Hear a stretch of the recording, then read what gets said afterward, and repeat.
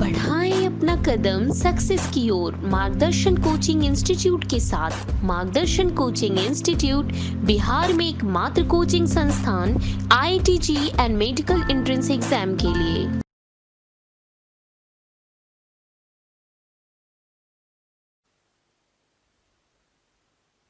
तो मैं आपको 2 यूनिट पढ़ा रहा था। एक first unit diversity in living worlds में आपको मैंने एनिमल किंगडम बतलाया और वो कंप्लीट किया। दूसरा स्ट्रक्चरल ऑर्गेनाइजेशन इन प्लांट और एनिमल किंगडम्स में जो लास्ट था स्ट्रक्चरल ऑर्गेनाइजेशन ऑफ एनिमल्स, जिसमें मैंने कंप्लीट टिश्यू समझा दिया। अर्थवर्म भी समाप्ति की ओर ही है।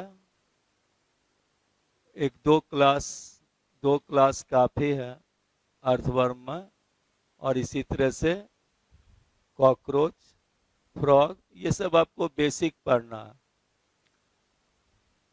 तो यूनिट 1 में जो डाइवर्सिटी इन लिविंग वर्ल्ड है उसमें चैप्टर 4 हैं। एक है द लिविंग वर्ल्ड, दूसरा है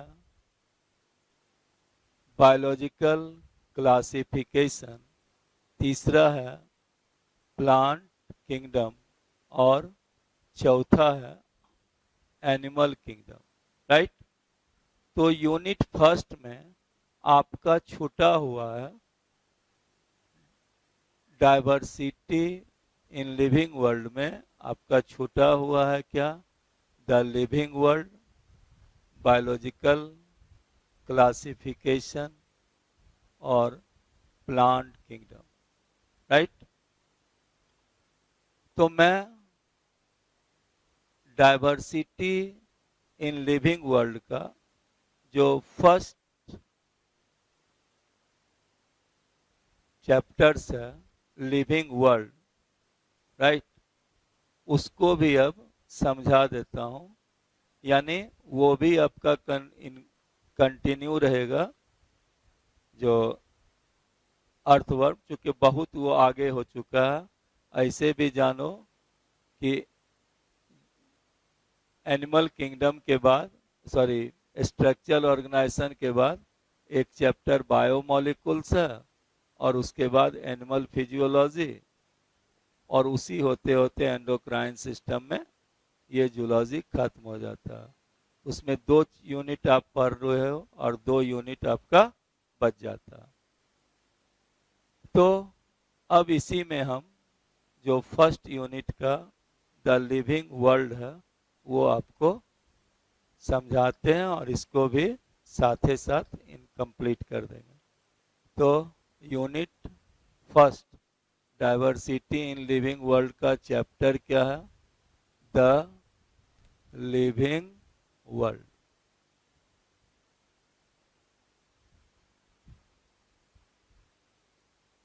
अब लिविंग वर्ल्ड्स में समझ रहे हो कि जो जीवित वस्तु है उसका संसार, राइट, इसी को क्या कहें? लिविंग वर्ल्ड, जीवों का संसार। अब आपसे हम कहें कि इस अर्थ पर 3 प्रकार के वस्तु हैं, राइट।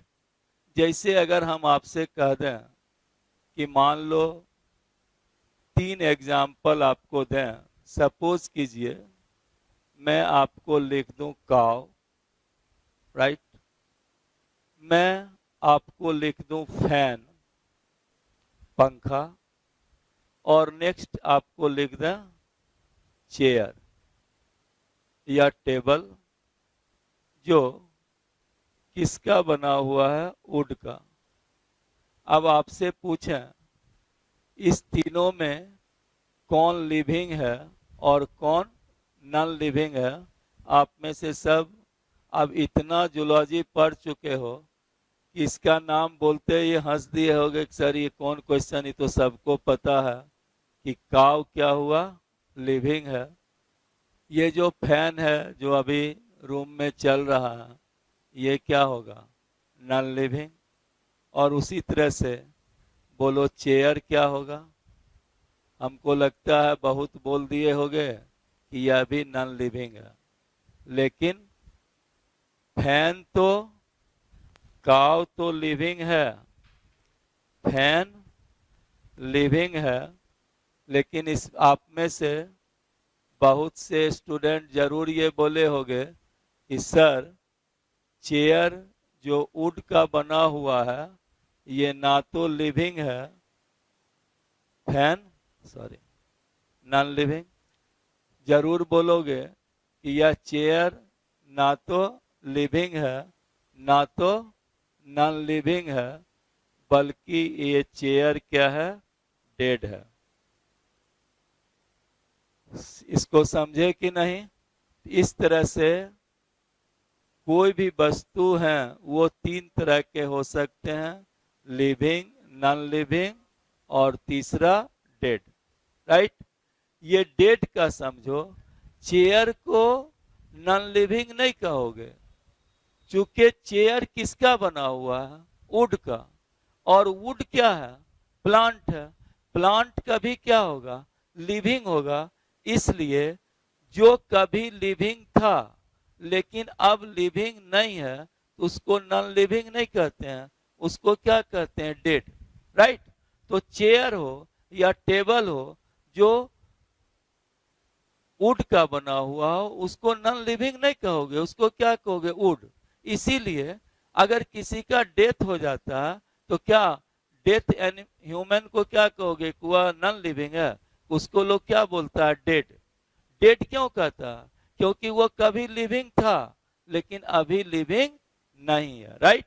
इस तरह से अगर तुम देखो कि कोई प्लांट से रिलेटेड वस्तु है, उस वस्तु को तुम क्या कहोगे? डेड। लेकिन फैन को कहोगे क्यों नॉन लिविंग कहते हैं? कि यह फैन नॉन लिविंग इसलिए है कि यह एटम का बना हुआ है, ये सेल का बना हुआ नहीं है, राइट? तो जो भी नॉन लिविंग है वो किसके बने होते हैं? एटम के, राइट? अब ये तीन चीज हम आपको समझा दिए, लिविंग, नॉन लिविंग और डेड। अब दूसरी सवाल क्वेश्चंस है दूसरा कि लिविंग किसको कहेंगे? तो हम लोग बेसिकली कहते हैं कि लिविंग उसको कहेंगे जिसमें क्या है? लाइफ है, राइट? लेकिन who has seen life? Life को कौन देखा? लाइफ का क्या स्ट्रक्चर्स है, लाइफ का क्या कलर है, ये तो कोई नहीं जानता। लेकिन लाइफ की कुछ प्रॉपर्टी हैं जिसके आधार पर वी डिफरेंशिएट कि इट इज लिविंग और इट इज नॉन लिविंग और इट इज डेड। कुछ ऐसी प्रॉपर्टियां लाइफ की जिसके आधार पर हम कह देते हैं कि वह लिविंग है, और जिसमें नहीं है तो उसको हम क्या कह देते हैं? Non living. तो अब हम पहले आपको बतला दें कि लिविंग है इट मीन्स उसमें लाइफ है। और तो जीवन को कैसे डिफाइन किया जाए? What is life? कोई पूछ दे जीवन है तो व्हाट इज जीवन क्या है? तो ये समझो, अब भगवान बुद्ध से पूछा था कि जीवन क्या है, तो वो बतला दिए थे जीवन दुखमय है, ठीक है? उसके कारण पूछ दिया गया कि दुखमय का कारण क्या है, तो वो बतलाए टेम्पटेशन, लोभ और ईर्ष्या, ठीक है? या इसी के कारण जीवन क्या है? दुखमय है। लेकिन बायोलॉजी में लाइफ को क्या कहते हैं? Life is a unique complex organisation of the molecule. Life क्या है? It is a unique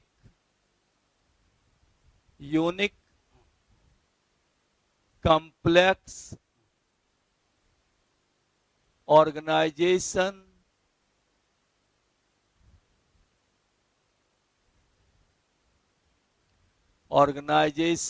of molecules।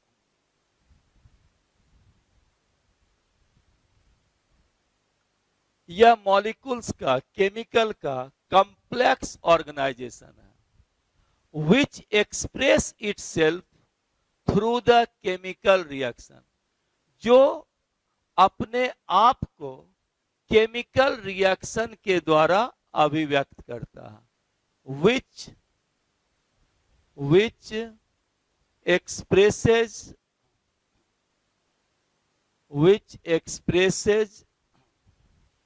itself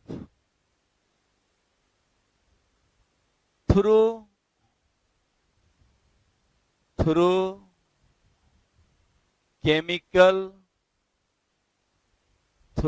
chemical reaction.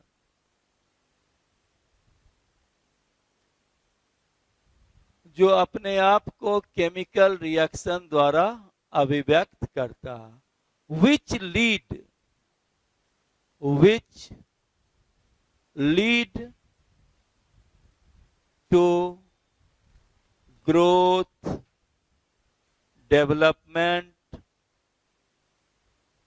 lead to growth, development, responsiveness,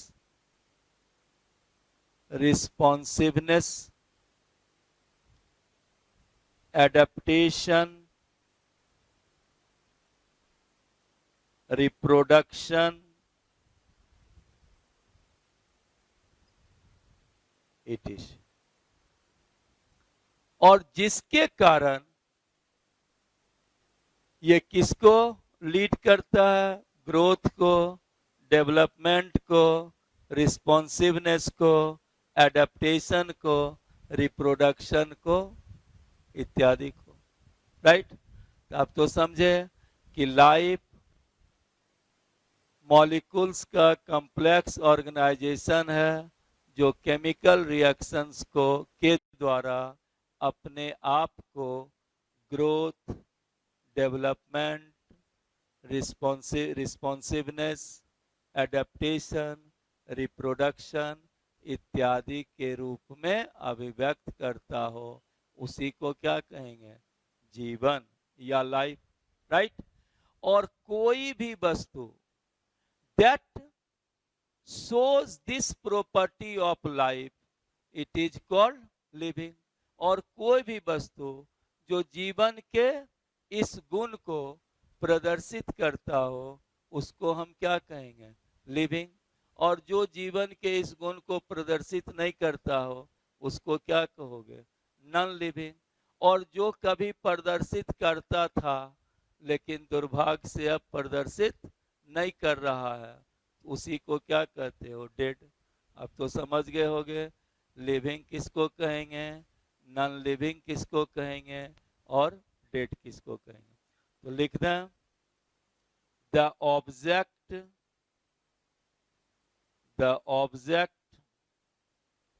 that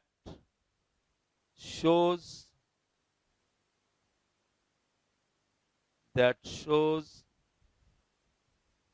the above property of life, properties of life called living। The object that shows the above properties of life called living। Right? तो अब हम livings का कुछ basic features आपको समझा रहे हैं। हमको लगता है कि आप में से सभी जान भी रहे होंगे या पढ़े भी होंगे या नहीं पढ़े होंगे। अब ये लिविंग वर्ल्ड पढ़िएगा और आगे पढ़ के भी रहिएगा।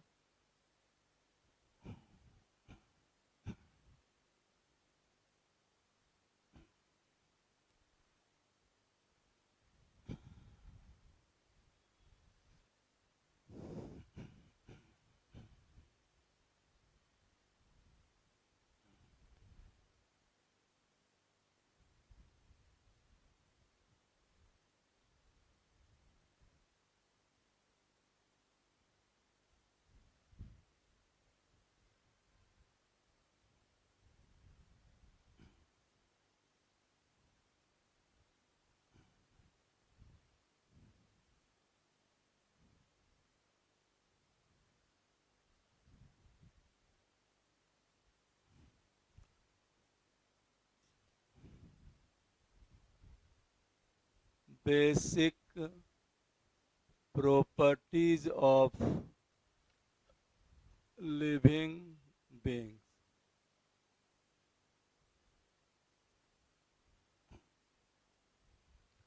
Basic properties of living beings, जैसे फर्स्ट लिख दें सेल, राइट। तो कोई भी लिविंग ऑर्गेनिज्म जो होंगे वो किसके बने होंगे? सेल के, राइट। और सेल में क्या होता है? प्रोटोप्लाज्म। It contains protoplasm. जानते ही हो कि प्रोटोप्लाज्म को क्या कहते हो? बेसिक यूनिट ऑफ लाइफ, या it is called physical basis of life. Protoplasm क्या है? फिजिकल बेसिस ऑफ लाइफ, जीवन की आधारभूत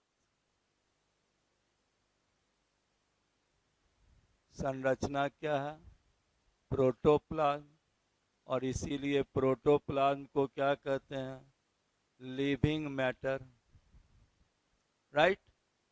तो जिस किसी में भी अगर सेल है तो वो क्या है? लिविंग है। समझ गए? तो इसीलिए, और कोई भी जो नॉन लिविंग होगा उसमें सेल नहीं होगा, वह किसका बना होगा? एटम का बना होगा, राइट। लेकिन वो सेल का बना हुआ नहीं होगा। इसीलिए cell is the defining property of the living being. Cell क्या है? Not only characteristic, but cell is the defining property of the living beings. तो इट इज द, लिख दें, cell is the defining property of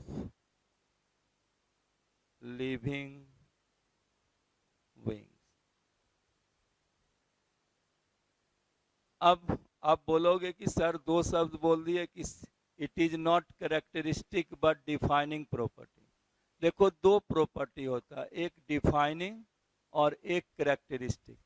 define हुआ कि exclusively उसी में पाया जाता हो, दूसरे किसी में नहीं, और साथ साथ इसका एक्सेप्शन भी नहीं हो।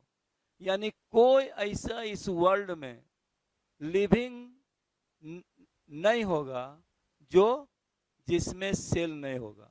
अगर लिविंग है तो it must have the cell, उसमें निश्चित रूप से क्या होगा? सेल होगा, राइट। नो एक्सेप्शन, कोई ऐसा लिविंग नहीं है जिसमें सेल नहीं होगा, ठीक है। कोई ऐसा लिविंग नहीं है जिसमें सेल नहीं होगा। लिविंग है तो उसमें सेल होगा ही, और कोई ऐसा नॉन लिविंग नहीं होगा, कोई ऐसा नॉन लिविंग नहीं होगा जो क्या होगा? सेल का बना होगा। जब भी होगा तो उसमें क्या होगा? एटम होगा। इसीलिए वायरस, अभी तो कोरोना से सब एडेप्ट जान रहे हो, हम कई बार उसको समझाए, तो यह कोरोना भी क्या है? वायरस है। कौन सा वायरस है? आरएनए वायरस है। तो वायरस को भी क्या कहा जाता है? वायरस सेल का बना हुआ नहीं है, इसलिए वायरस को क्या कहते हो? Non living. चूंकि वायरस में virus does not have cell,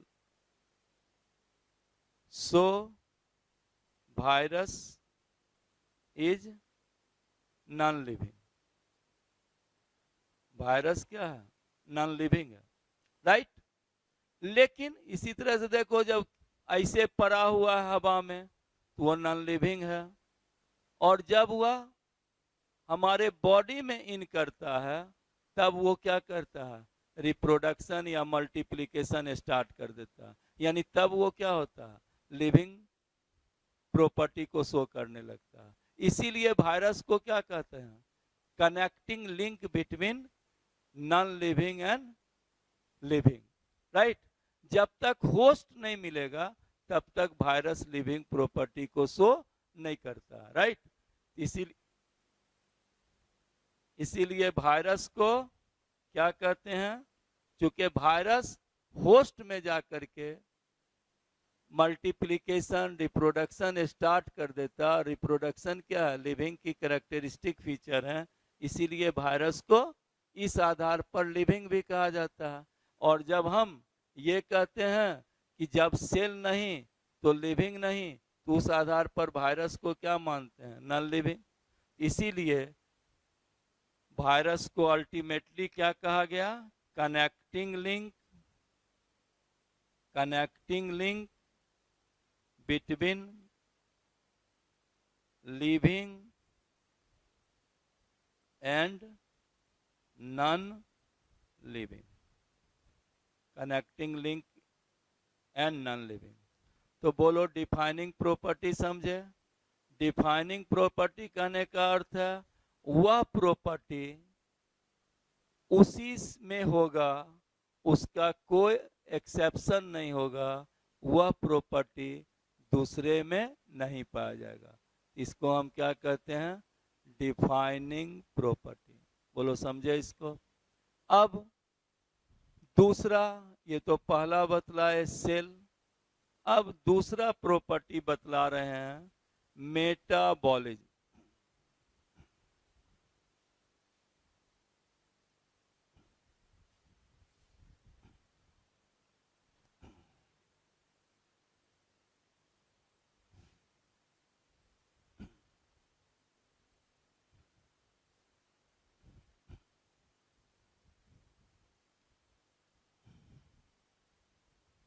अब दूसरा मेटाबॉलिज्म।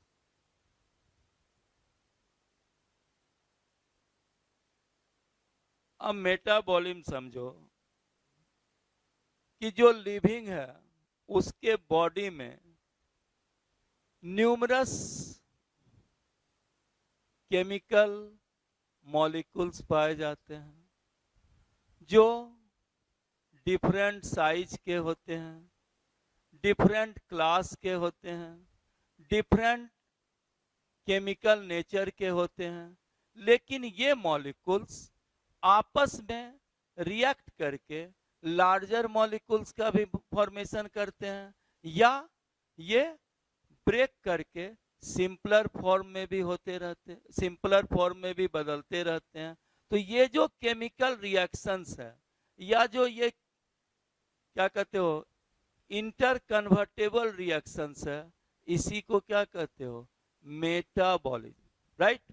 तो एक लिविंग्स में एक नहीं हजारों केमिकल रिएक्शन होता रहता। You will surprise to know that even the amoeba which is unicellular organism, there also thousands of chemical reactions take place simultaneously। उसमें भी हजारों केमिकल रिएक्शन होता रहता, जैसे हमारे बॉडी में बहुत से केमिकल रिएक्शन होते रहते हैं, राइट। तो it is the sum total of the chemical reaction, it is called metabolism, right. जितना केमिकल रिएक्शन हमारे बॉडी में हो रहा है, उसके कुल योग को तुम क्या कहोगे, metabolism, right. The sum total of chemical reaction is called metabolism. कोई डाउट? तो लिख दें मेटाबॉलिज्म क्या हुआ, the sum of the total the sum of the total chemical reaction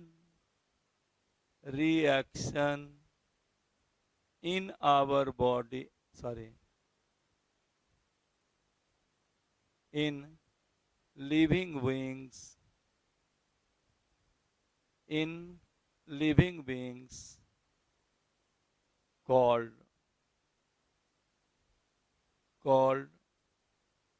metabolic. Right? अभी आपको बतलाए कि केमिकल रिएक्शन में या मेटाबॉलिज्म में नए सब्सटेंस का फॉर्मेशन होता है, और इस केमिकल रिएक्शन के कारण सब्सटेंस जो हैं स्मॉलर मॉलिक्यूल्स में टूट भी जाते हैं। इस तरह से मेटाबॉलिज्म क्या हो सकता है बोलो? दो प्रकार का। तो next, metabolism it is of two types. It is of two types. First क्या हुआ? एनाबॉलिज्म, और दूसरा क्या हुआ? केटाबॉलिज्म। अब देखिए, ये आप लोग याद रखिएगा, सेकेंड मेटाबॉलिज्म, या जो अब आगे पढ़ाएंगे कहीं मिस से 2 के स्थान पर सी लिखा जाएगा, या जो सीक्वेंस नहीं टूटेगा प्रॉपर्टी तो हम उतना लिखा देंगे। अब कभी ध्यान नहीं रहता है, अब चूंकि इतना ए बी सी होता रहता है उसमें कंफ्यूजन, तो आप उसको हम कई एक आध बार और बोले हैं, फिर भी प्रयास करते हैं कि गड़बड़ी नहीं हो। तो अब यहाँ रहते तो तुम लोग बोल देते सर दूसरा था, अब तीसरा होगा, 4, 5 जो भी। खैर, यहाँ पर फर्स्ट क्या बतला रहे हैं आप लोग को? एनाबॉलिज्म। अब एनाबॉलिज्म क्या हुआ?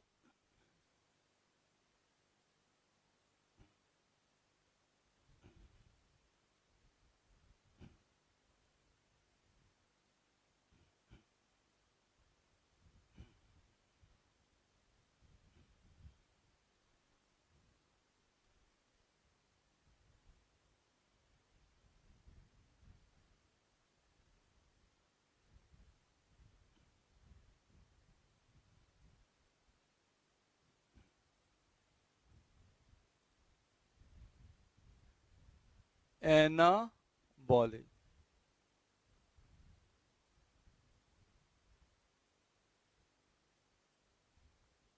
एनाबॉलिज्म, एनाबॉलिज्म को पहले हम एक रिएक्शन से आपको समझावें।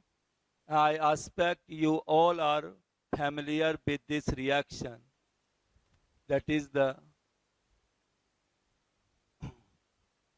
6CO2 plus 12H2O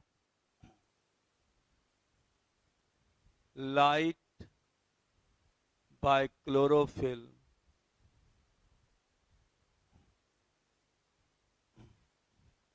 that is C6H12O6 plus 6O2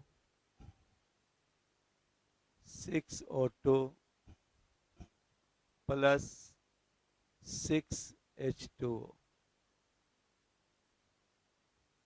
right? ये किसका है? सब बोले हो, समझ गए होगे, फोटोसिंथेसिस। तो फोटोसिंथेसिस में देखो 6 मॉलिक्यूल कार्बन डाइऑक्साइड वाटर से कंबाइन करके एक बड़ा सब्सटेंस बनाया, जिसको क्या कहते हैं? ग्लूकोज। तो बोलो, इसमें सब्सटेंस आपस में मिलके क्या किया? एक बड़े सब्सटेंस का फॉर्मेशन किया, यानी एनाबॉलिज्म क्या हुआ? It is a building up reaction, building up reaction, यानी यह एक निर्माणकारी प्रक्रिया है, या क्या कह सकते हो? It is constructive reaction, it is constructive reaction, कोई डाउट? इसका एग्जाम्पल तुम क्या देके बनाए? Photo synthesis, photo synthesis. अब तो एनाबॉलिज्म का अर्थ समझ गए होंगे, जिस रिएक्शंस में सिंपलर मॉलिक्यूल्स आपस में मिलके लार्जर मॉलिक्यूल्स बनाते हैं, नया मॉलिक्यूल्स सिंथेसाइज करते हैं, तो उसको क्या कहोगे? एनाबॉलिज्म। जिसका एग्जाम्पल क्या हो गया? फोटोसिंथेसिस। अब दूसरा बतला रहे हैं,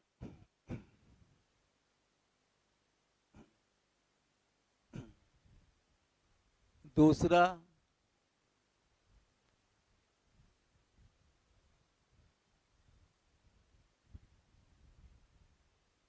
बी में कैटाबॉलिज्म। ठीक है,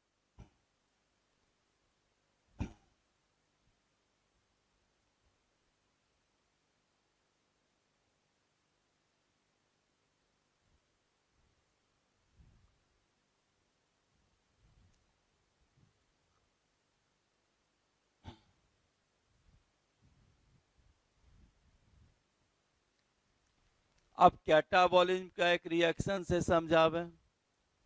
C6H12O6 प्लस 6O2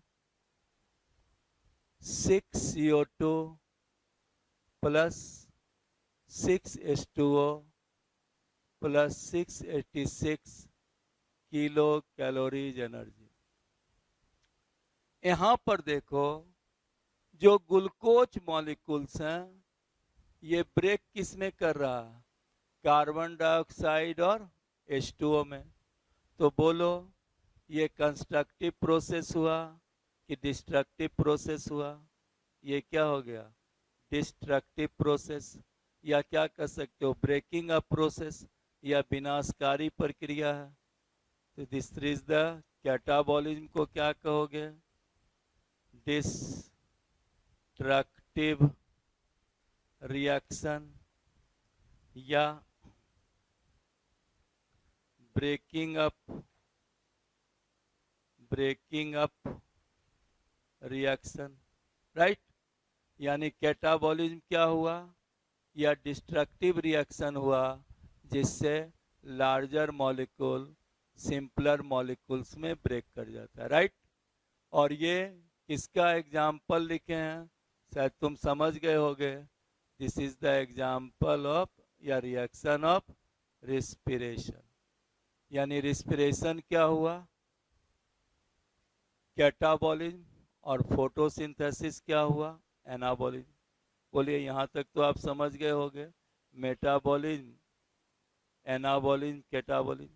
अब अगर इस केमिकल रिएक्शंस को या मेटाबॉलिज्म को can be demonstrated outside the body in a cell free system, इस मेटाबॉलिज्म को शरीर के बाहर, शरीर के जैसे बाहर बोले तो क्या क्या हो गया? Cell free system. या टेस्ट ट्यूब में भी तो तुम दिखला सकते हो। तो उसी को समझा रहे हैं, और ये आप एनसीईआरटी पढ़िएगा, अभी जो बतला रहे हैं वो उसी को समझा रहे हैं आपको।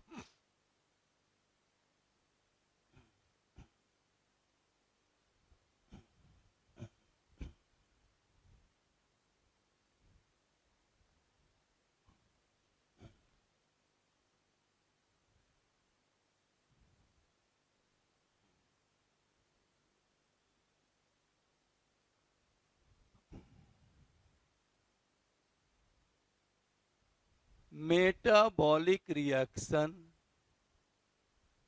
can be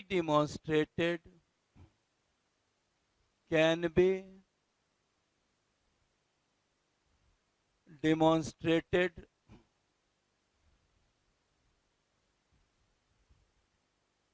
outside the body in a cell free system, that is in vitro। In vitro का अर्थ समझते हो? शरीर से बाहर जब कोई रिएक्शन होगा तो क्या कहोगे? In vitro. और शरीर के अंदर जब कोई रिएक्शन होते हैं तब उसको क्या कहते हैं, इन विवो, और शरीर के बाहर जब होगा तो उसको क्या कहिएगा, vitro. In vitro that is क्या हुआ, टेस्ट ट्यूब। टेस्ट ट्यूब समझ रहे हो, परखनली। तो जब शरीर के बाहर कोई केमिकल रिएक्शंस को हम डिमॉन्स्ट्रेट करते हैं तो यह chemical reaction is neither a living nor non living reaction, right. क्या होगा, इट इज नाइदर लिविंग और non living reaction.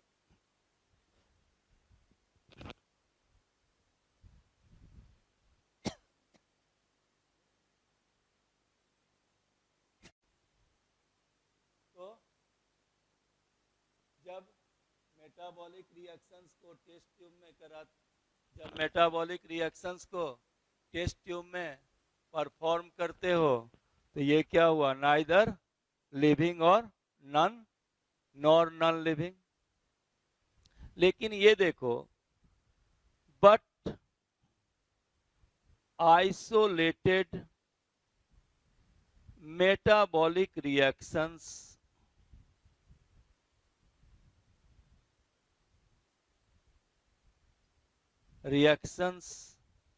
In vitro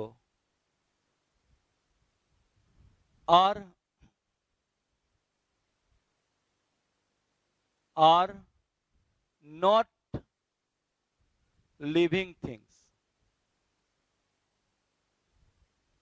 Isolated metabolic reactions in vitro are not living things. ये living things नहीं है, but surely living reaction,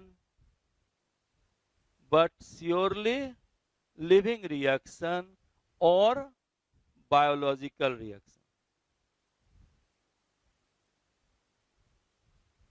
ये living thing तो नहीं है, लेकिन रियल में यह किसका रिएक्शन है, लिविंग का रिएक्शन है या बायोलॉजिकल रिएक्शन है। तो बॉडी के अंदर जो रिएक्शन हो रहा है, अगर हम बाहर में उसको प्रस्तुत कर रहे हैं तो निश्चित वह लिविंग थिंग्स नहीं है, लेकिन वह रिएक्शन कैसा है, बोलो। This is the reaction of the living reaction और biological reaction, right. So metabolism is also the defining property of the living beings, right. Metabolism को भी इसीलिए क्या कहते हो, नॉट कैरेक्टरिस्टिक। मेटाबॉलिज्म जब भी होगा तो वो किस में होंगे, लिविंग में होंगे, क्योंकि मेटाबॉलिक रिएक्शन जो है वह लिविंग रिएक्शन है। फोटोसिंथेसिस जो है वो क्या है, लिविंग रिएक्शन है। रिस्पिरेशन वो क्या है, लिविंग रिएक्शन है।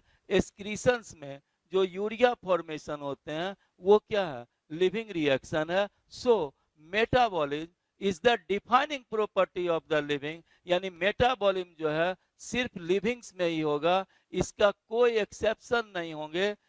इवन वायरस भी देखते हो, जब बॉडी के अंदर जाता है वहां पर भी क्या है, वह रिएक्शन से स्टार्ट करता है इस तरह से।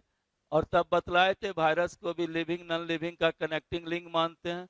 तो जो भी लिविंग होगा उसमें क्या होंगे, मेटाबॉलिक रिएक्शंस होंगे। सो metabolism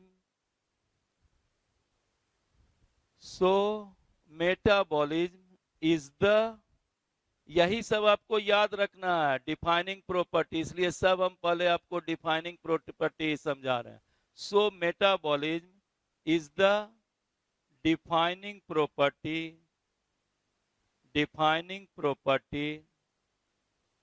of livings. Metabolism is the defining property of livings, living beings, right. अब एक दूसरा प्रॉपर्टी बतला रहे हैं जो कैरेक्टरिस्टिक्स को शो करता है। इसमें आपको डिफाइनिंग और कैरेक्टरिस्टिक्स समझ में आ जाएंगे। तो अब लिविंग का तीसरा प्रॉपर्टी, वो पहले 2 लिख दिए थे, अब थर्ड प्रॉपर्टी बतलाने जा रहे हैं, दैट इज ग्रोथ।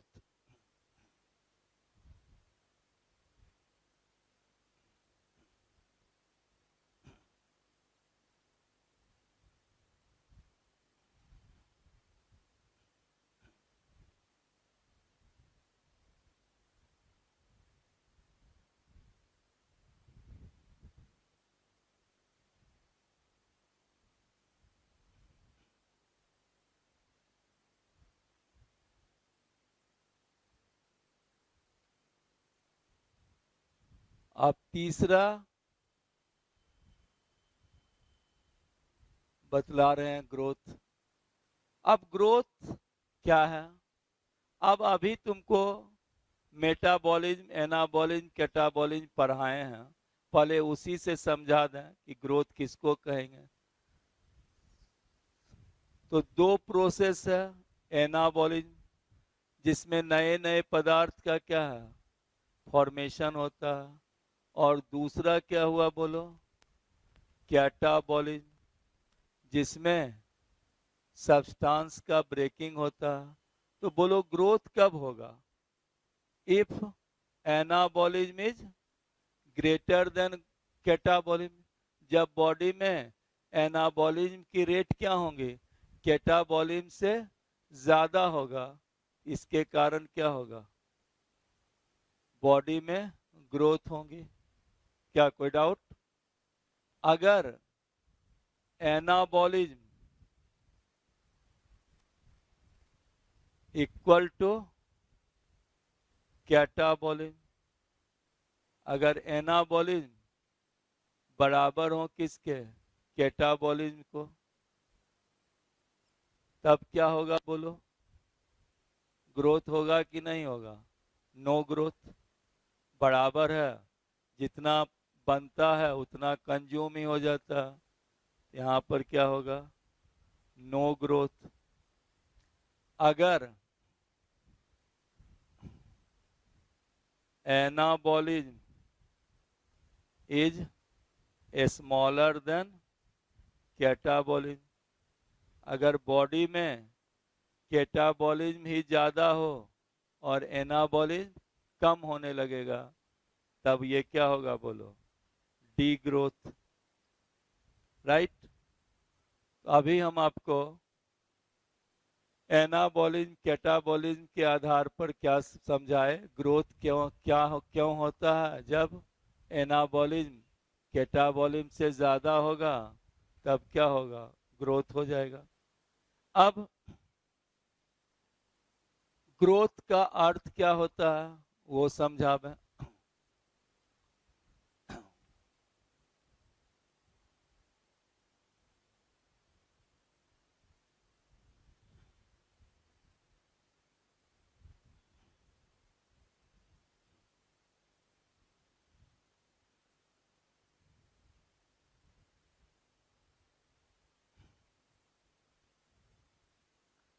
तो जो ग्रोथ होते हैं, ग्रोथ क्या होता है, increase in mass, increase in मास। अगर मास में अगर डेवलपमेंट हो, increase in mass and number of cells, increase in mass and number of cells are the twin characteristics, are the twin characteristics of livings, are the twin characteristics of growth। यानी growth में क्या होता है, body के मास में भी वृद्धि होते हैं, और साथ ही साथ क्या होगा, नंबर ऑफ सेल्स में भी वृद्धि होता है। राइट। तो ग्रोथ का अर्थ समझे, ग्रोथ होने का अर्थ क्या हुआ, मास में वृद्धि, और साथ ही साथ क्या हुआ, सेल की संख्या में वृद्धि। जैसे देखो, जब ह्यूमन के बच्चे का जन्म होता है तो उस समय उसके बॉडी में 2 × 10⁻22 इंटू 10⁻12 सेल्स पाया जाता है। जब एडल्ट स्टेज में आते हैं तो 100 × 10⁻12 सेल्स होता है। इतना गुना सेल्स की संख्या में क्या है, वृद्धि हो जाती है। तो सेल्स की संख्या में वृद्धि होना, ये क्या कहलाती है, ग्रोथ। तो जो प्लांट है, प्लांट होल लाइफ उसमें ग्रोथ होते रहता है, क्योंकि उसकी सेल में डिवीजन होते रहता है। क्योंकि तुम जानते हो कि प्लांट में मेरिस्टेमेटिक सेल्स होते हैं। लेकिन एनिमल का जो ग्रोथ होता है वह लिमिटेड होता है, रेस्ट्रिक्टेड होते हैं। एक समय में के आने के बाद सेल्स में डिवीजन होना बंद हो जाता है। जैसे अभी हम लोग में क्या हुआ, सेल्स का डिवीजन होना बंद हो जाता है, राइट। लेकिन कुछ टिश्यू हैं जिसमें सेल में डिवीजन होते रहता है। जैसे अभी मान लो हमारा यहाँ अगर यहाँ कट जाएंगे, यहाँ की सेल में क्या होगी, डिवीजन हो जाएगी। लेकिन अभी बोन सेल्स में ग्रोथ नहीं हो रहा होगा, इसलिए हम लोग की साइज में वृद्धि नहीं हो रही होगी। तुम लोग अगर मेल जिसका एज 14 to 16 ईयर से कम होगा तो तुम लोग की लंबाई में वृद्धि हो सकती है। और लड़कियों में अगर 11 से 13 वर्ष की हो गई है तो उसमें अब ग्रोथ होना उसमें भी क्या होगा, रुक जाएगा, क्योंकि इसके बाद सेल का डिवीजन रुक जाता है। लेकिन प्लांट में क्या है, आजीवन उसमें सेल डिवीजन होते रहती हैं, इसलिए उसमें ग्रोथ होता रहता है, राइट। तो इसीलिए पढ़ते हो कि प्लांट में क्या होगा, रेगुलर ग्रोथ, और एनिमल्स का ग्रोथ क्या होता है, रेस्ट्रिक्टेड होते हैं, लिमिटेड होते हैं, राइट। लेकिन अगर हम यूनिसेलुलर सेल्स की बात करें या यूनिसेलुलर ऑर्गेनिज्म की बात करें, जैसे बैक्टीरिया को लें, अमीबा को लें, तो वहां पर जो सेल डिवीजन होता है, राइट, वह सेल डिवीजन को तुम ग्रोथ मानोगे, उस सेल डिवीजन को रिप्रोडक्शन मानोगे। क्योंकि अमीबा में सेल डिवीजन के द्वारा उसकी नंबर भी बढ़ती हैं और वह सेल डिवीजन के द्वारा क्या करती हैं, एसेक्सुअल सेल डिवीजन के द्वारा उसमें रिप्रोडक्शंस भी होता है, राइट। तो यूनिसेलुलर ऑर्गेनिज्म में ग्रोथ या cell division is also a means of reproduction. Amoeba में, बैक्टीरिया में सेल डिवीजन क्या है, रिप्रोडक्शन का एक साधन है। लेकिन हायर ऑर्गेनिज्म में growth and reproduction is are mutually exclusive event, right. Growth और रिप्रोडक्शन अलग अलग इवेंट है,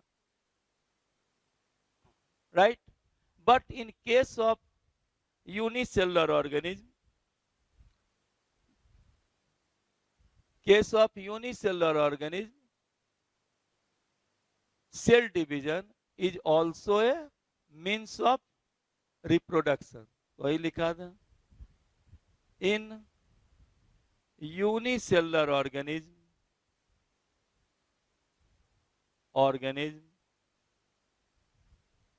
is also a means of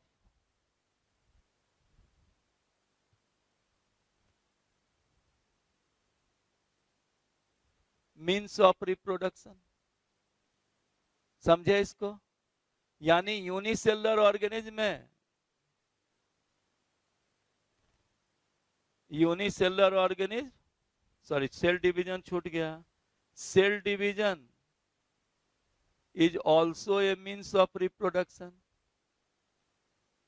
यहां पर सेल डिवीजन से ग्रोथ ही नहीं होता है, सेल डिवीजन के साथ साथ क्या होते हैं, रिप्रोडक्शन भी होते हैं।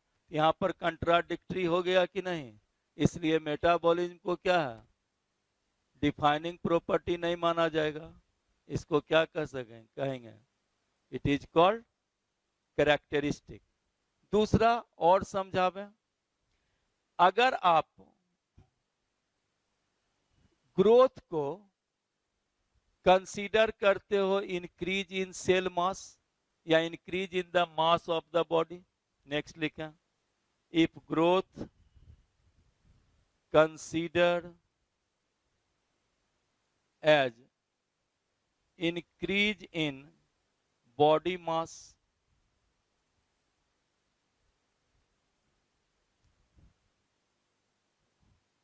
तो ये बतलाओ कि जो हिमालय माउंटेन्स हैं, हिमालय पहाड़ के विषय में सुने होंगे कि उसमें भी ग्रोथ होता है, जबकि वो क्या है, नॉन लिविंग्स है, राइट।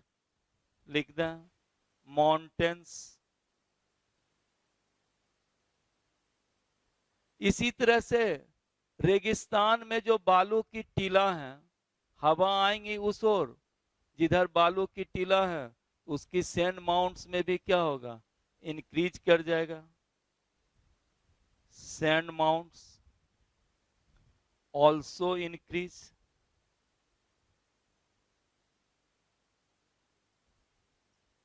राइट। तो यहां क्या देखते हो, नॉन लिविंग में भी ग्रोथ हो रहा है और ग्रोथ लिविंग में भी हो रहा है। और आपको बतलाए थे कि डिफाइनिंग प्रॉपर्टी कब होगा, जब उसी पार्टिकुलर ऑब्जेक्ट में वह खास प्रॉपर्टी एक्सपोज हो, जबकि ग्रोथ लिविंग के साथ नॉन लिविंग में भी होता है। इसलिए ग्रोथ को क्या कहते हो, characteristic, not it is the defining property. अब तो समझ गए होंगे। दूसरा यहां पर समझा दें कि हम लोग में जो ग्रोथ होते हैं, ग्रोथ इन लिविंग्स, यहां पर जो ग्रोथ होता है वह बॉडी के अंदर मटेरियल का डिपोजिशन होने से होता है। ग्रोथ इन लिविंग यानी मास में जो वृद्धि होते हैं वो due to deposition of material in the inside of the body. और इस प्रोसेस को कहते हैं इंट्यूससेप्शन। लेकिन जब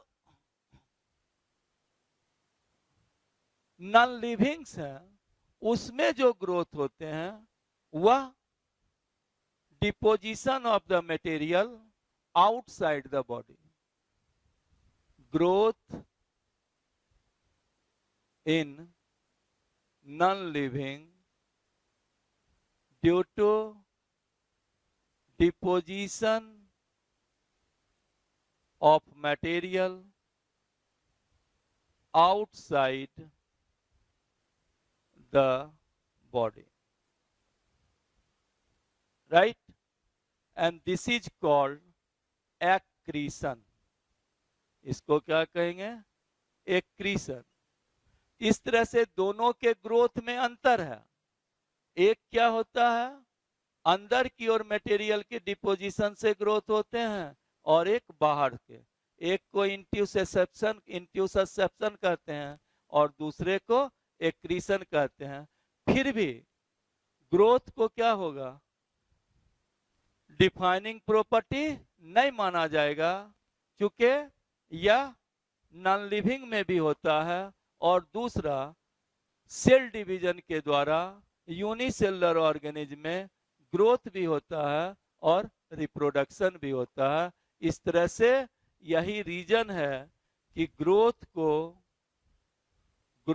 को characteristics of the living beings माना जाता है।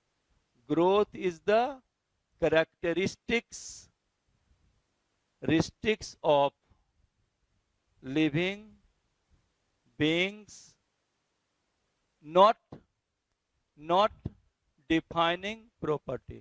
इसीलिए ग्रोथ को कैरेक्टरिस्टिक्स कहते हैं, डिफाइनिंग प्रॉपर्टी नहीं माना जाता। बोलो समझे इसको।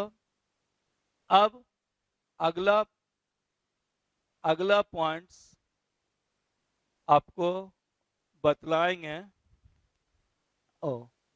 अगला पॉइंट आपको बतलाएंगे कॉन्शसनेस, राइट। तो अब अगले क्लास में कुछ और बचा हुआ है, वो आपको समझा देंगे।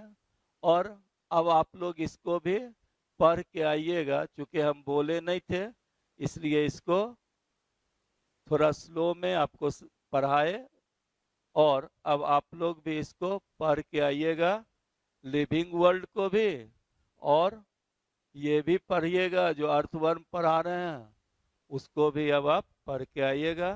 तो नेक्स्ट क्लास में फिर हम लोग मिलेंगे, आगे का टॉपिक आपको फिर पढ़ाएंगे। ओके।